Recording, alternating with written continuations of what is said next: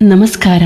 ಇಂದು ನಾವು ಜಗಜ್ಯೋತಿ ಬಸವಣ್ಣನವರ ವಚನಗಳು ಮನುಕುಲಕ್ಕೆ ದಾರಿ ತೋರಿಸುವ ಶಾಶ್ವತ ಸಂದೇಶಗಳನ್ನು ಸಂಕ್ಷಿಪ್ತವಾಗಿ ತಿಳಿಯೋಣ ಬನ್ನಿ. ಭಾರತದ ಭಕ್ತಿ ಚಳವಳಿಯ ಇತಿಹಾಸದಲ್ಲಿ ಅತ್ಯಂತ ಮಹತ್ವದ ಸ್ಥಾನ ಪಡೆದ ಮಹಾನ್ ಚಿಂತಕರಲ್ಲಿ ಬಸವಣ್ಣನವರು ಪ್ರಮುಖರು. 12ನೇ ಶತಮಾನದಲ್ಲಿ ಸಮಾಜದಲ್ಲಿ ಜಾತಿಭೇದ, ಅಸಮಾನತೆ, ಅಜ್ಞಾನ ಮತ್ತು ಅಂಧಶ್ರದ್ಧೆಗಳು ಹೆಚ್ಚಾಗಿದ್ದ ಕಾಲದಲ್ಲಿ ಬಸವಣ್ಣನವರು ತಮ್ಮ ವಚನಗಳ ಮೂಲಕ ಜನರಲ್ಲಿ ಜಾಗೃತಿ ಮೂಡಿಸಿದರು. ಅವರ ವಚನಗಳು ತುಂಬ ಸರಳವಾದ ಭಾಷೆಯಲ್ಲಿ ಇದ್ದರೂ ಅವುಗಳಲ್ಲಿ ಆಳವಾದ ಜೀವನದ ಸತ್ಯಗಳು ಅಡಗಿವೆ.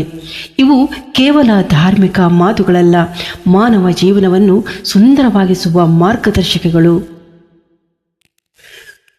ಬಸವಣ್ಣನವರ ಅತ್ಯಂತ ಪ್ರಸಿದ್ಧ ವಚನಗಳಲ್ಲಿ ಒಂದಾದ ಕಾಯಕವೇ ಕೈಲಾಸ, ಹೀಗೆ ಅವರ ಎಲ್ಲ ವಚನಗಳನ್ನು ಒಂದೊಂದೇ ವಚನಗಳನ್ನು ಒಂದೊಂದು ವಿಡಿಯೋದಲ್ಲೂ ಕೂಡ ಕೇಳ್ತಾ ಹೋಗೋಣ.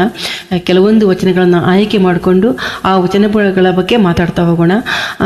ಈಗ ನಾನು ಮೊದಲನೇದಾಗಿ ಆಯ್ಕೆ ಮಾಡಿಕೊಂಡಿರೋದು ಕಾಯಕವೇ ಕೈಲಾಸ. ಈ ಒಂದು ವಾಕ್ಯವೇ ಬಸವಣ್ಣನವರ ಸಂಪೂರ್ಣ ತತ್ವವನ್ನು ಹೇಳುತ್ತದೆ. ಪರಿಶ್ರಮವೇ ಪರಮ ಪವಿತ್ರ. ಮನುಷ್ಯನು ಮಾಡುವ ಪ್ರಾಮಾಣಿಕ ಕೆಲಸವೇ ದೇವರ ಪೂಜೆ.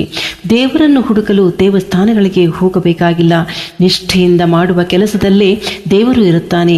ಸಮಾಜದಲ್ಲಿ ಯಾವುದೇ ಕೆಲಸವೂ ಹೀನವಲ್ಲ ಎಂಬ ಸಮಾನತೆಯ ಸಂದೇಶವನ್ನು ಬಸವಣ್ಣನವರು ನೀಡಿದರು. ಇದರಂತೆ ಮತ್ತೊಂದು ಪ್ರಸಿದ್ಧ ವಚನವೆಂದರೆ, ಉಳ್ಳವರು ಶಿವಾಲಯವ ಮಾಡುವರು, ನಾನು ಏನು ಮಾಡಲಿ, ಎನ್ನ ಕಾಲೇ ಕಂಬ, ದೇಹವೇ ದೇವಾಲಯ, ತಲೆಯೇ ಹೊನ್ನಿನ ಕಲಶ. ಆಹಾ, ಎಂಥ ವಚನ ನೋಡಿ ಇದು. ಈ ವಚನದ ಅರ್ಥ ಬಹಳ ಆಳವಾಗಿದೆ. ಶ್ರೀಮಂತರಿಗೆ ದೇವಸ್ಥಾನ ಕಟ್ಟಲು ಸಾಧ್ಯ, ಆದರೆ ಬಡವನಿಗೆ ಅದು ಸಾಧ್ಯವಿಲ್ಲ. ಆದ್ದರಿಂದ ಬಸವಣ್ಣನವರು ಹೇಳುತ್ತಾರೆ, ಶುದ್ಧ ಮನಸ್ಸು ಇದ್ದರೆ ನಮ್ಮ ದೇಹವೇ ದೇವಾಲಯ.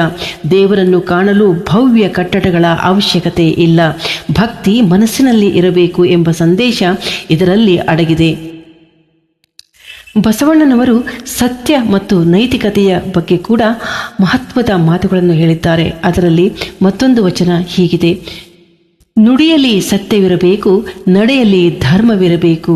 ಮನುಷ್ಯನ ಮಾತುಗಳಲ್ಲಿ ಸತ್ಯವಿದ್ದರೆ ಸಮಾಜದಲ್ಲಿ ನಂಬಿಕೆ ಬೆಳೆಯುತ್ತದೆ. ಸುಳ್ಳು ಮತ್ತು ಮೋಸದಿಂದ ಸಮಾಜದಲ್ಲಿ ಅಶಾಂತಿ ಉಂಟಾಗುತ್ತದೆ. ಆದ್ದರಿಂದ ಬಸವಣ್ಣನವರು ಜೀವನದಲ್ಲಿ ಸತ್ಯವನ್ನು ಅತ್ಯಂತ ಮುಖ್ಯ ಎಂದು ಹೇಳಿದ್ದಾರೆ. ಅದರಂತೆ ಇನ್ನೊಂದು ವಚನ: ಪರನಾರಿ ಸಹೋದರಿ, ಪರಧನ ಪರಮ ಪಾಪ. ಇದರ ಅರ್ಥ, ಇತರರ ಸಂಪತ್ತನ್ನು ಆಸೆ ಪಡುವುದು ದೊಡ್ಡ ಪಾಪ. ಹಾಗೆಯೇ ಪರ ಸ್ತ್ರೀಯನ್ನು ಗೌರವದಿಂದ ಸಹೋದರಿಯಂತೆ ಕಾಣಬೇಕು.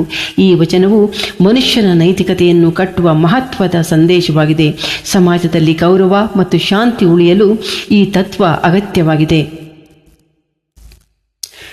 ಇನ್ನು ಬಸವಣ್ಣನವರು ಅಹಂಕಾರದ ಬಗ್ಗೆ ಕೂಡ ಎಚ್ಚರಿಕೆ ನೀಡಿದ್ದಾರೆ. ಅಹಂಕಾರದಿಂದಿರುವವನಿಗೆ ಭಕ್ತಿ ಇರದು.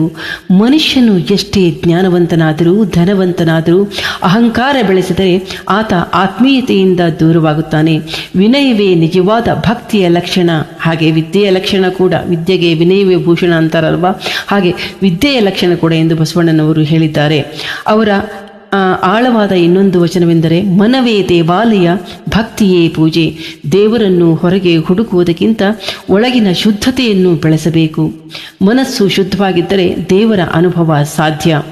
ಬಸವಣ್ಣನವರ ವಚನಗಳು ಸಮಾಜ ಪರಿವರ್ತನೆಯ ಶಕ್ತಿ ಹೊಂದಿವೆ. ಅವರು ಜಾತಿ ವ್ಯವಸ್ಥೆಯನ್ನು ತೀವ್ರವಾಗಿ ವಿರೋಧಿಸಿದರು. ಎಲ್ಲ ಮನುಷ್ಯರು ಸಮಾನ ಎಂದು ಘೋಷಿಸಿದರು. ಮಹಿಳೆಯರಿಗೂ ಸಮಾನ ಗೌರವ ನೀಡಬೇಕು ಎಂದು ಹೇಳಿದರು. ಇದೇ ಕಾರಣಕ್ಕೆ ಅವರು ಅನುಭವ ಮಂಟಪ ಎಂಬ ಮಹಾನ್ ಚಿಂತನಾ ವೇದಿಕೆಯನ್ನು ನಿರ್ಮಿಸಿದರು. ಅಲ್ಲಿ ಎಲ್ಲ ವರ್ಗದ ಜನರು ಸೇರಿ ಆಧ್ಯಾತ್ಮಿಕ ಮತ್ತು ಸಾಮಾಜಿಕ ವಿಚಾರಗಳನ್ನು ಚರ್ಚಿಸುತ್ತಿದ್ದರು. ಇಂದಿನ ಕಾಲದಲ್ಲೂ ಬಸವಣ್ಣನವರ ವಚನಗಳ ಮಹತ್ವ ಕಡಿಮೆಯಾಗಿಲ್ಲ.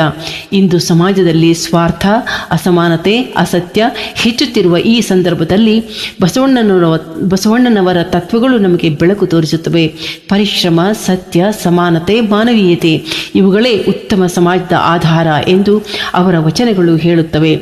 ಆದ್ದರಿಂದ ಬಸವಣ್ಣನವರ ವಚನಗಳು ಕೇವಲ ಸಾಹಿತ್ಯವಲ್ಲ, ಅವು ಜೀವನದ ಮಾರ್ಗದರ್ಶಕ.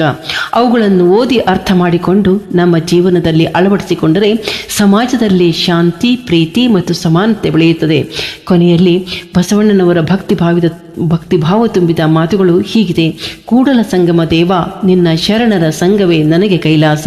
ಈ ಮಾತುಗಳಲ್ಲಿ ಬಸವಣ್ಣನವರ ಭಕ್ತಿ, ವಿನಯ ಮತ್ತು ಮಾನವ ಪ್ರೀತಿ ಸ್ಪಷ್ಟವಾಗಿ ಕಾಣುತ್ತದೆ.